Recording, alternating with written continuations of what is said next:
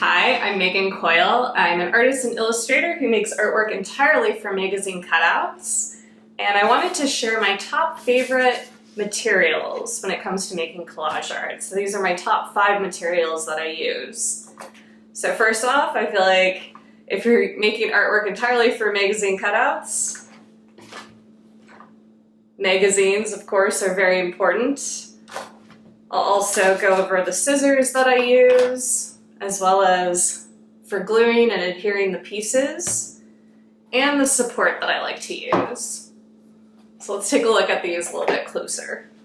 My preferred magazines to use for my collages are fashion magazines like Vogue, just because you can find a lot of really bright colors in a lot of the advertisements, as well as plenty of images of fabric that have a variety of patterns and just all kinds of interesting textures that you can incorporate into your collages. I also really like how the paper is much thicker than what you find in other magazines, and overall I just really love the variety that you can find in these. My favorite support is Strathmore watercolor paper. So this is what I use to glue those magazine clippings onto. What I like about it is you can buy it in a variety of sizes. You can also cut it into smaller sizes if you want to make smaller collages. And when it comes to my scissors, I like to use smaller ones occasionally, but generally I like to use my Fisker scissors as well as my Scotch scissors. I'm a lefty, but I don't like buying scissors that were built just for lefties, just because usually I find that they're a little painful and uncomfortable. So I prefer the ones that you can use for either hand.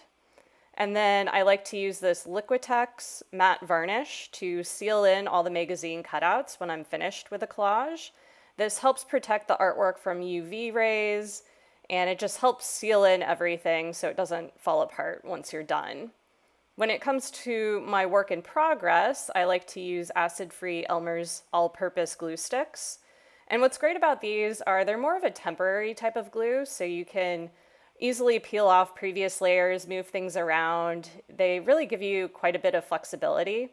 And yet again, this is another acid-free type of glue. It's important to use acid-free materials just so it doesn't cause any odd discoloration with the paper. So there you have it. There are my top 5 favorite collage materials.